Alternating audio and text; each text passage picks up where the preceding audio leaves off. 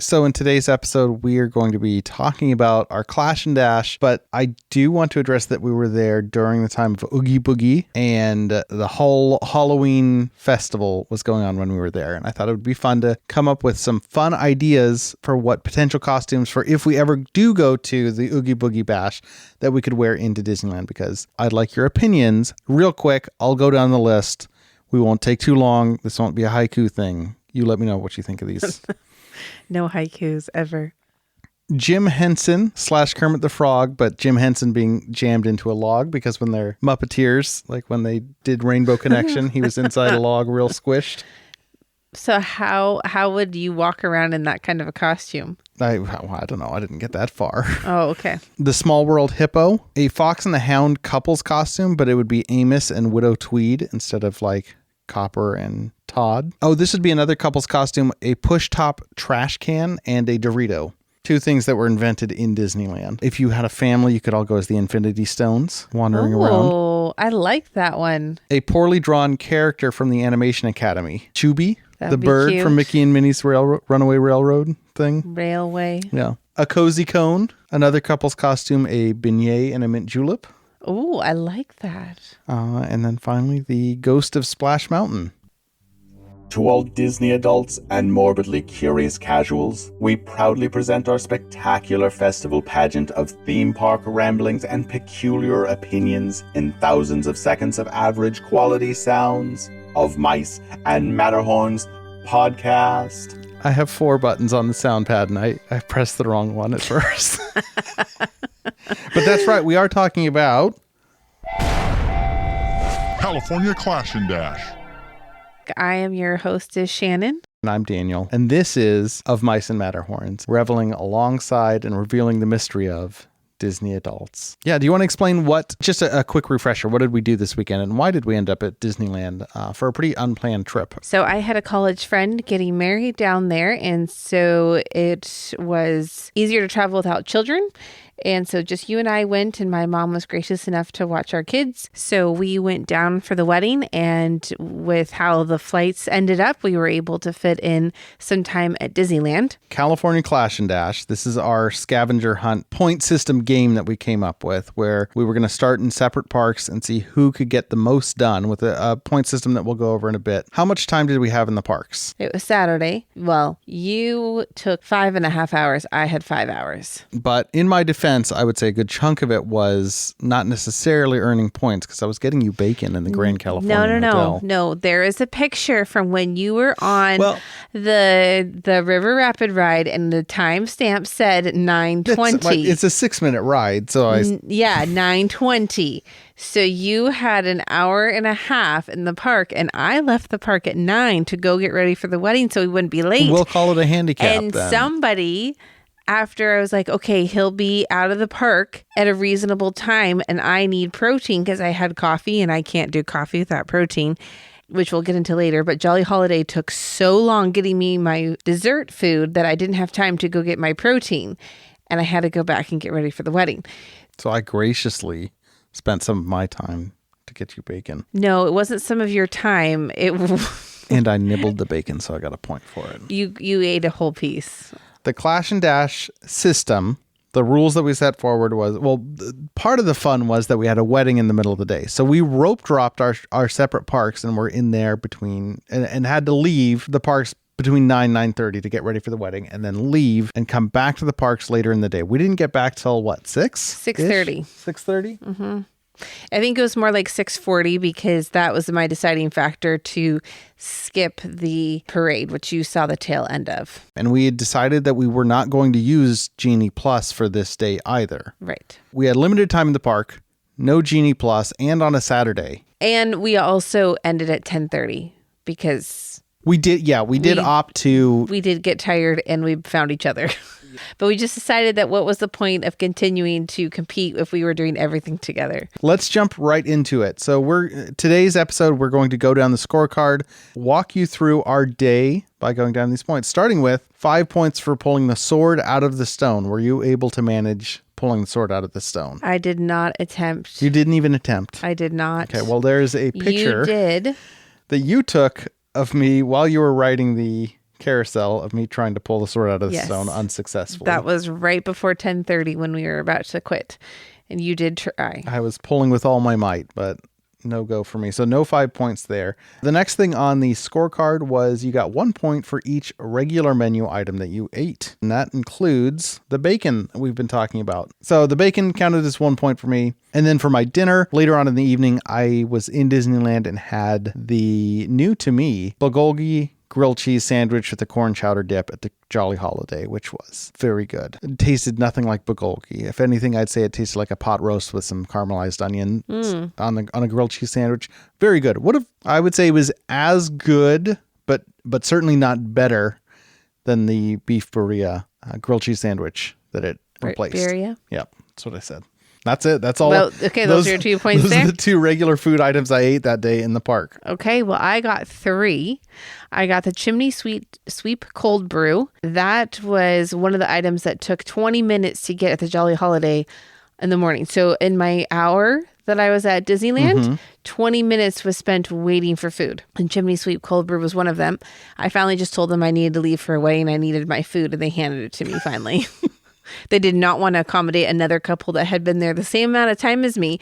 And the lady and I were like, we've been here. And I was like, 15 minutes? She's like, no, it's been 20. And I was like, that's it. I need to get out of here. Yeah, the mobile order, when it works really well. But we've had a few hiccups the last couple trips.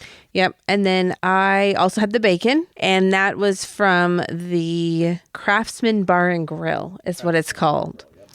And then I am probably going to say this wrong, but this was at the Paradise Pier in California Adventure. The chili verde chicken. It's like the flautas. I had it both days. It was so good. Yeah, I had a bite of it. It was really tasty. It was, and it had dairy on it, had cheese and sour cream, and I had to remove both, but it was still amazing. So it was probably even better with the cheese and the sour cream.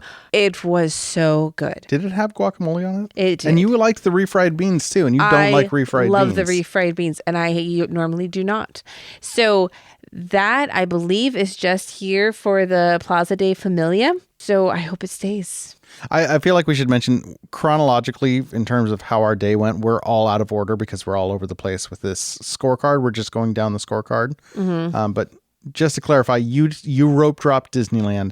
I rope dropped DCA.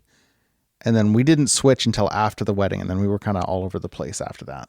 2 points for eating a holiday menu item. Now, I did try to get one of the Halloween gingerbread cookies, but they did not have them available. So, yeah, the snack cart was closed. I was going to get one. I only got one holiday item, which was the Witch of Westview's cold I was brew. going to say, I wrote this down. The Witch of Westview cold brew, which is a butterscotch toasted marshmallow cold brew. I'm a big fan of Disneyland cold brews. I drink more coffee in Disneyland than I do at any normal point in my life. And I really, really enjoyed that one. Had a nice big toasted marshmallow on top. Did you eat Very the marshmallow? Sweet. Oh, yeah. I didn't. Really? I'm bummed. That was the first thing I did. Yeah, I ate the marshmallow right off the bat. So that was my holiday item, was the cold brew. Not as good as the other one that they had. They used to have a pecan praline one that I really liked. Okay, so my other item at the Jolly Holiday that also took forever was the pumpkin chai cream puff. So very tasty. Our former coworker and friend was there the day before. And so she was texting us pictures of the food that she was eating, things that she was doing. And she texted a picture of the pumpkin chai cream puff and said that it was like a light pumpkin kiss from an angel. I would agree. How accurate would you say that was? I would completely agree. It was so good. It was. Just need to get her to write the descriptions for these foods. Yeah, I need to expand my vocabulary, obviously. Yes, so definitely a highlight there. I also got the Witch of Westview's cold brew, and I took a picture of myself drinking it on the San Francisco Bridge, just as Daniel had, and he had sent that picture to me in the morning. I was there after the wedding, so I took a picture of myself on the bridge and sent it to him. And then my last holiday food item was the Darth by Chocolate. This was over at the Galactic Grill. Galactic Grill is known for not having great food. And this was another one of those items, though Daniel would disagree. Yeah, you did save me a few bites of things, and we didn't count those as points for me. It was just a nice thing for you to do.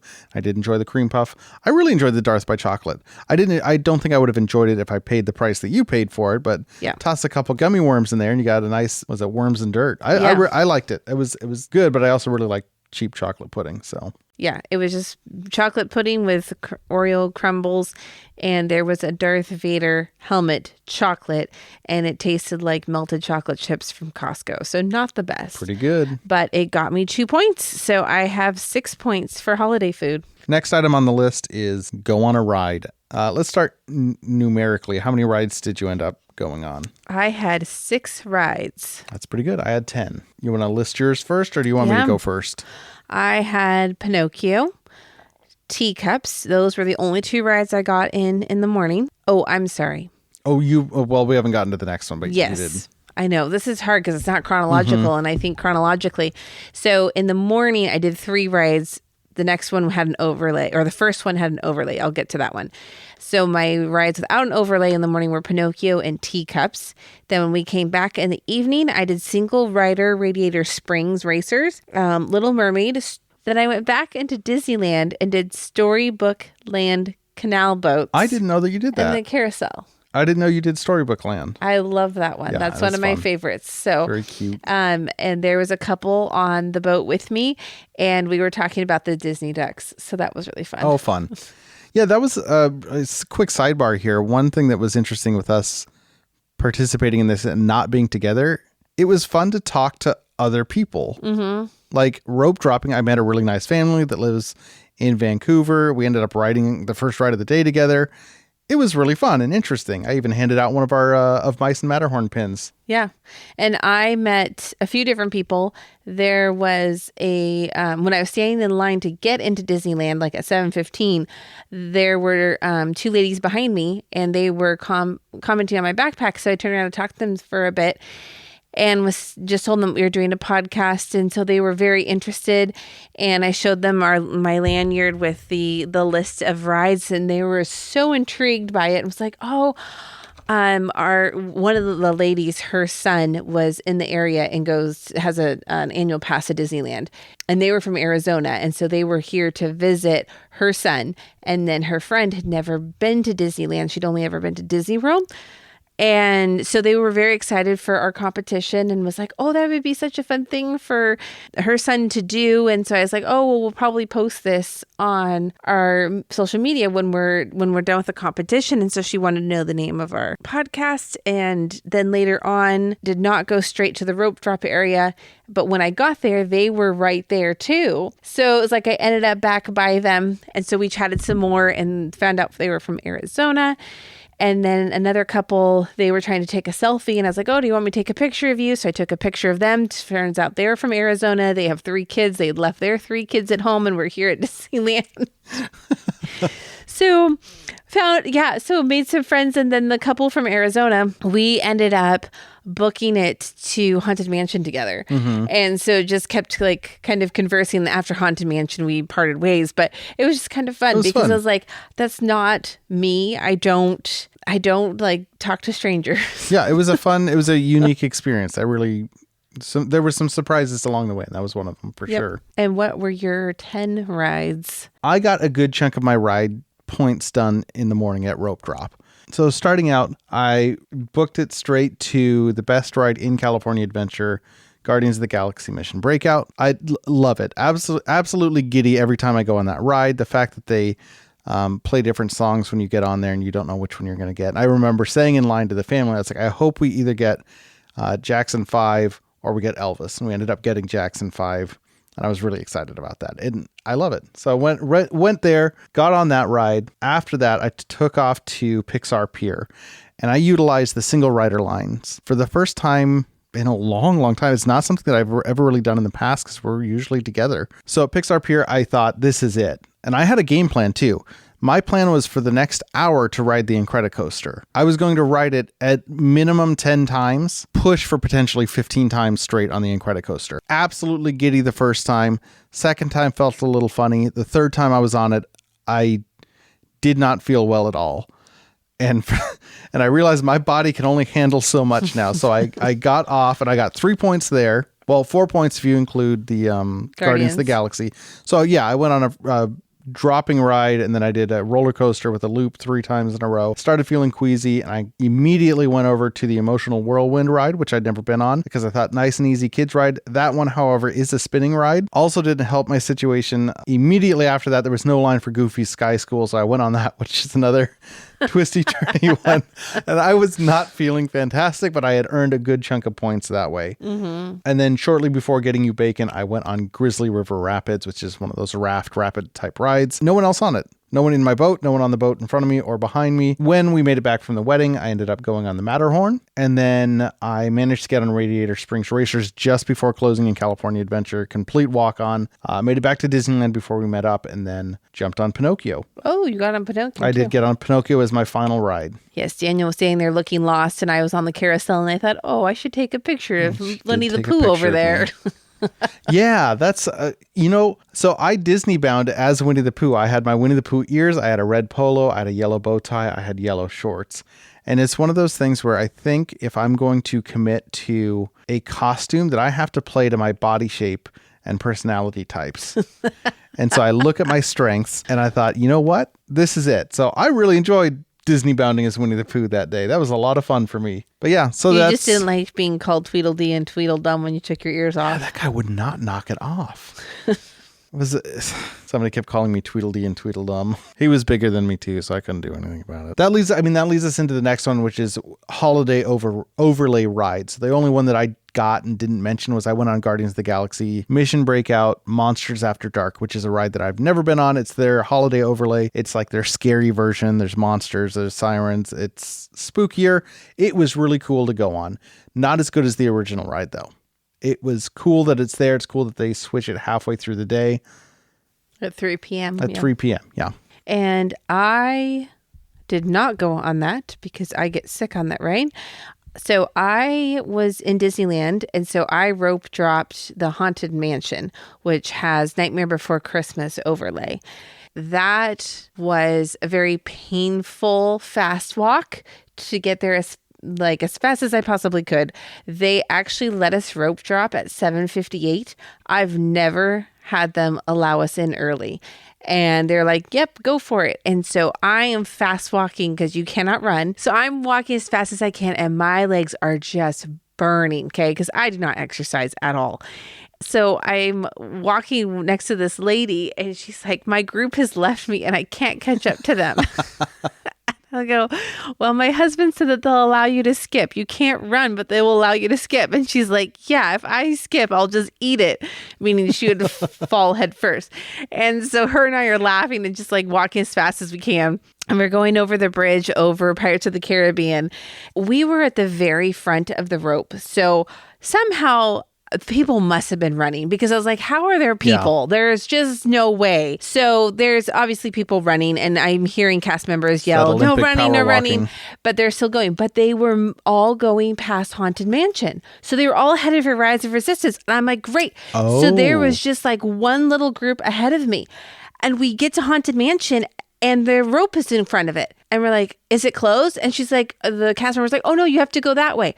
So I find out in a little bit, but like the people that are in front of me is a family group of 12. And so we head to the left thinking, okay, the rope queue just goes that way. And so if you go to the left, there is a rope queue, but then there's those big metal doors, and they happen to be partly open. So the family of 12, they open the door and they just start to go in. And I'm thinking, we're not supposed to be back there. That is not part of the queue. No. That's like a maintenance door. That's not part of the Haunted Mansion. And so then we like stop because I'm like, wait, the cast member's yelling. And she's like, no, don't do that. Don't go back there. So we're like, okay. She's like, come back here. So we all turn around to come back. And she starts to drop the rope. And at this point, we had been at the front of the pack. At this point, there is probably like 50 people lined up, ready to head into the ride. And we all go, no, we were here first. And so she's just like looking frantic. And I'm like, why is she the only one out here? Where is everyone else? Why is she the only one? No one's going to go on the haunted mansion with the Why is she the only one manning Nightmare this? Before Christmas also, overlay. Who didn't have the rope set up? I think her problem was she was supposed to drop her rope to start the queue. And she didn't. She just kept it up. She just, I don't know what she was thinking.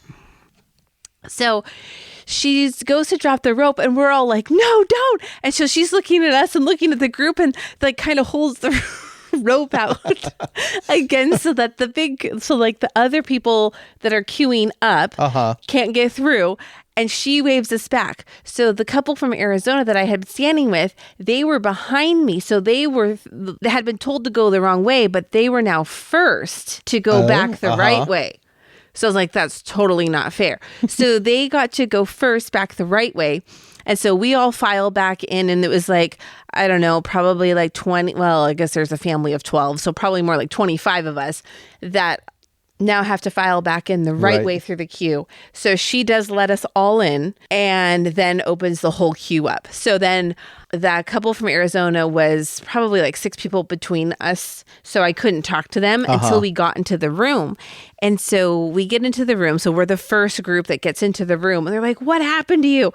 And I was like, well, I took off and they told us to go down this other way. And they're like, yeah, we started, like we were the last people that she told to go that way. So then we got rerouted. So we were the first in line. And then there was Genie Plus people. And so they were not the first people on the ride. Oh. So they were bummed. But we all did get in the first room for the experience.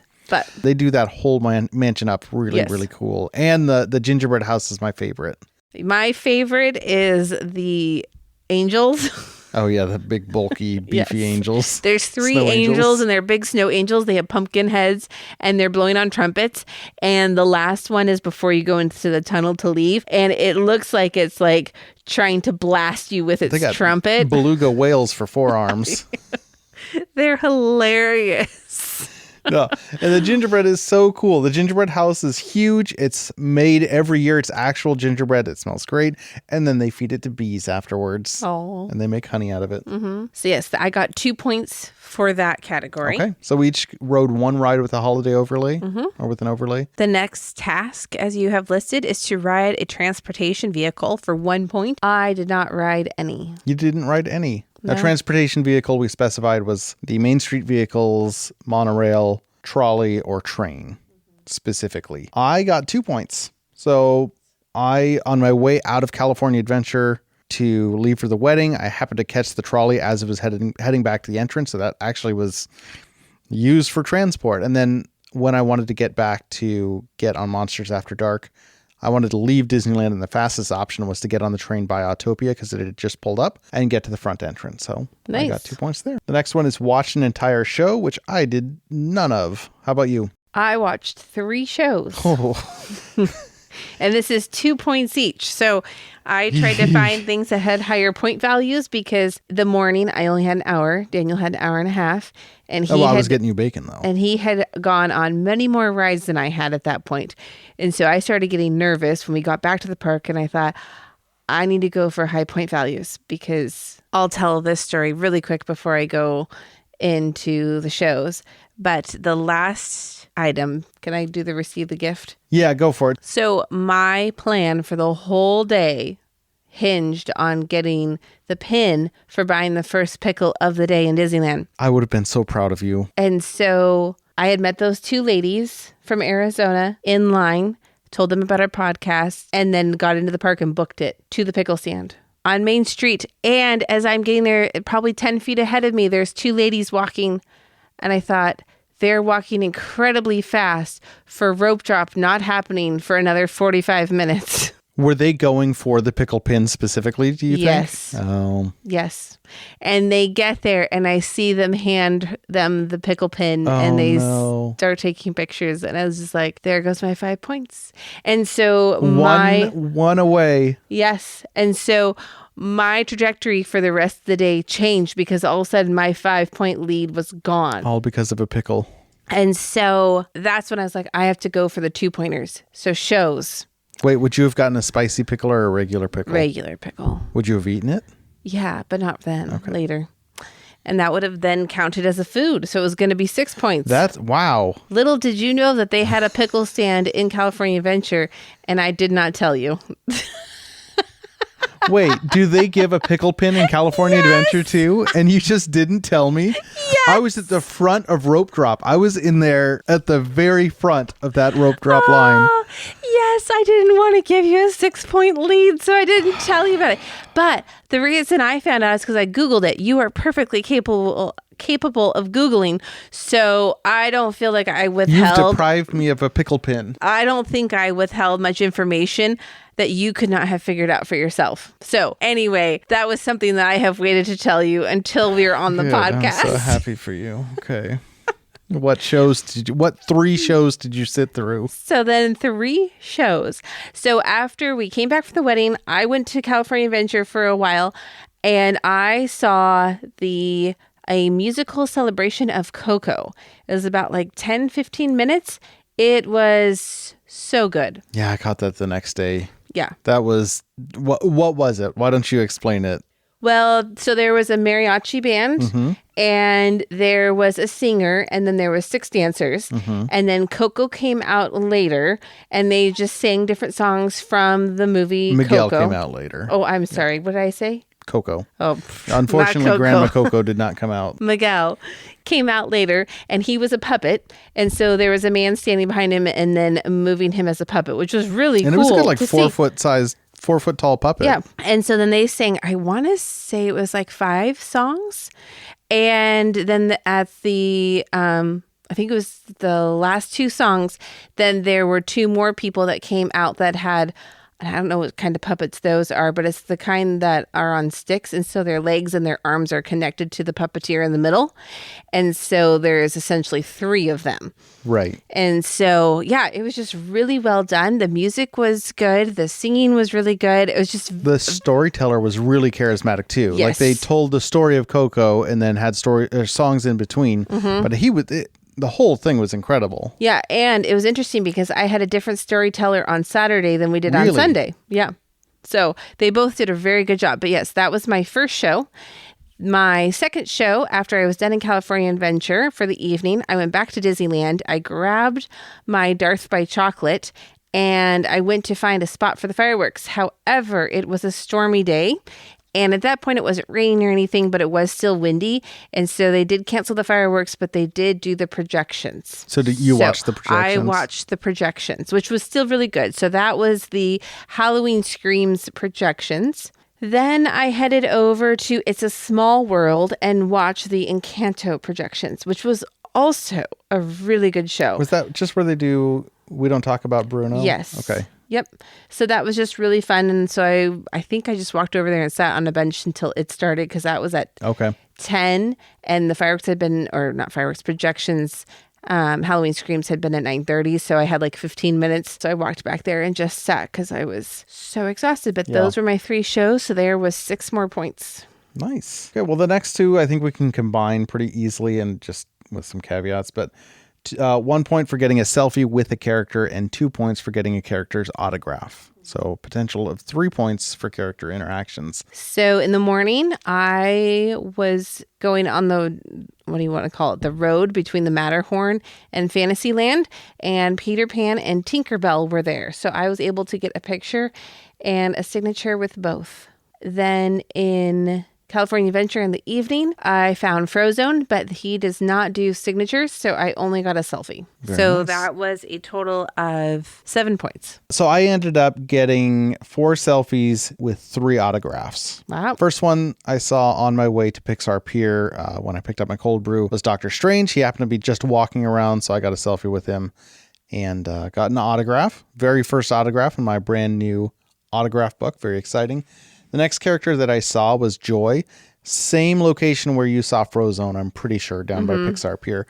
And same situation. She was up on a stage and you couldn't get super close and they were not signing autographs. So I did get a selfie but no autograph. When I was in Disneyland, complete fluke, lucked out, and Chip and Dale walked out right in front of me, which generally there's a pretty long line for those too. Well, for any of the people in that main area, but they were just walking around. And so I managed to get Chip's autograph and a selfie there. And then in California Adventure, I ran into Loki, who again was right after I got off Monsters After Dark, and he just happened to be walking by, and there's usually a long line for Loki too, but I got an autograph and a selfie there. Yeah, because when I was in California Adventure and I walked through the Marvel campus and saw Loki, the line for him, because he was over by the Doctor Strange area, the line for him wrapped around into Radiator Springs. So that was at least a half an hour wait, if not longer. And I thought, yeah, there's no way I'm waiting for him. Yeah, I lucked out with that. Next on the list was the first time you visited a unique bathroom for the day, you got a point. How many bathrooms did you visit? I visited 4 bathrooms. Very nice. Any ones that stood out? Nope. No? Okay. Well, I went to 4 as well, and I can tell you all 4. The first one was the New York themed bathroom outside of Web Slingers. That one is fine. The next one was in the Grand Californian by the Craftsman Grill. Okay. The next was the best bathroom on all of Disneyland. It's the one tucked behind Autopia because no one knows about it. It's nice and big. It's nice and private, and they play music in it. Oh. The best bathroom in the Disneyland Resort. They play music in that bathroom? I think so. I think they play music so there's a little more ambiance.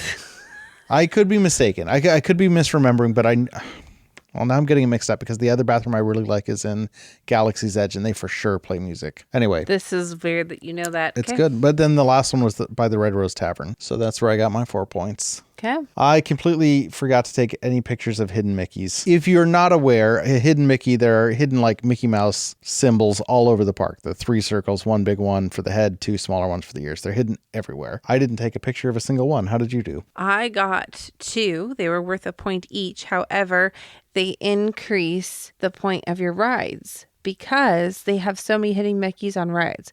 Yeah. I only got 2, but they were both on Little Mermaid. So when you're walking through the queue, the white lights, if you look up, if you stand at just the right angle, there's a big white light and then little white lights around it. And if you stand at the right angle, it looks like a hidden Mickey. And then when you're in the ride, and that one I had seen as a tip online. So that was not, and that was like a long time ago.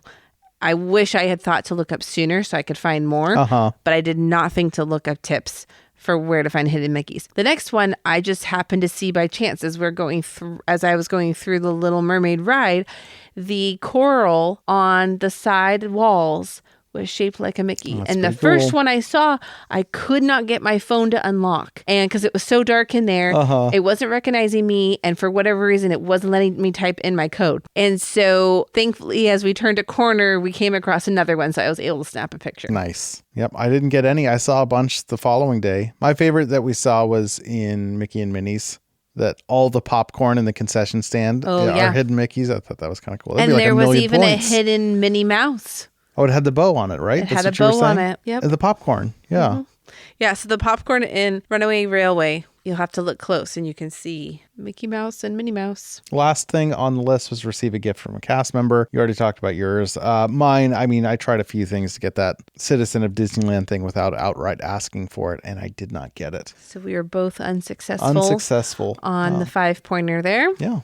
So that's it. That's the end of the list. How did you do point-wise? I got a total of 36 points. Oh, that's pretty good. I got 31 points. Which makes you the very first Clash and Dash champion. California Clash and Dash. That'll be the last time I can really use that soundbite until we do this again, if we do this again. I don't know. I really enjoyed it. It was a different way to experience the parks. Yes, I enjoyed it too. I will say that you were very much like, I'm going to win. Yeah, but I say that. I know you say that a lot, but like I went in with a mentality that I wasn't going to win. And I was like, you know what? Daniel really wants to do this. I'm going to make the best of it. It's not my thing to go do Disney by myself. I ended up enjoying it. Not that I would choose to do that over doing it with you or the kids. But if the opportunity arose where I could go by myself, I think I would now. Like before, there's no way. I've been like, no, I need to go with somebody. But after doing this, it's like, no, it is fine to go by myself. And I did have fun. I didn't have to talk to anyone else about plans of what we were going to do or what we were going to eat next. It was just me. Being able to impulsively just do what you want to do next and not having to consult another person was nice. And it was cool that we were both in the same vicinity and texting each other throughout the whole day. It's not like we ignored each other. We were sending each other pictures of what we were doing. And it was really cool to be like, I'm having a blast doing this and Shannon's doing something else that looks really cool. And then by the end of the night, we're like, let's just call it and hang out for the rest of the evening. I really liked that. That was fun. And I think too, me going in with a mentality of I'm probably not going to win made it more fun because I wasn't trying. I was like, okay, I'll go for the high point things or I'll be strategic that way. But it was like, I have to go on as many rides as I can, or like I didn't stress myself out about it. And so it made it very enjoyable. Yeah, there was a hard line for me where originally I was like, I'm going to get so many points right off the bat. That third ride on the Incredicoaster really slowed things down for me because I could have kept doing it and just felt awful probably for the whole weekend. Now, you do realize that the Incredicoaster is about the same length as the Little Mermaid. Not time-wise. No, it isn't. Guaranteed the Incredicoaster, you could go on it far more. The Little Mermaid is, I would guess, a 7.5 to 8 minute ride. The Incredicoaster has got to be 45 seconds, a minute 45. I'm calling it now. You're looking it up. Little Mermaid is going to be 8 minutes. Incredicoaster is going to be 1 minute 45 seconds. And the Incredicoaster has no line when you do it single rider. 3 minutes. For what? Incredicoaster. Really? That's pretty good. Okay. That's more than I was expecting, obviously. Oh, it is 7 minutes. So it is 4 minutes longer. It's 4 minutes longer. Then you've got to get out, get back in line. I think you would have been better off than... Okay, well, we're finishing up now. We did get an email, a question from a listener. So I'll go ahead and read that. Dear Daniel and Shannon, longtime fan. I'm curious about what ears you all own. Also, do you collect and trade pins? Best wishes, Chelsea from Sumas. Thank you for the question, Chelsea. Shannon, do you want to start? How many ears do you have? Start with pins. All right, we'll start with pins. How many pins do you have? I do not know how many pins I have. Probably like 4 or 5, not many. And I do not trade them. I get pins that are very specific and special, and I make you wear them so that I can see them. That's true. I do like wearing the pins as sort of like a nice lapel decor. Because if I wear them, I don't get to see them. So I have Daniel wear them. Interesting. So that's what's going on.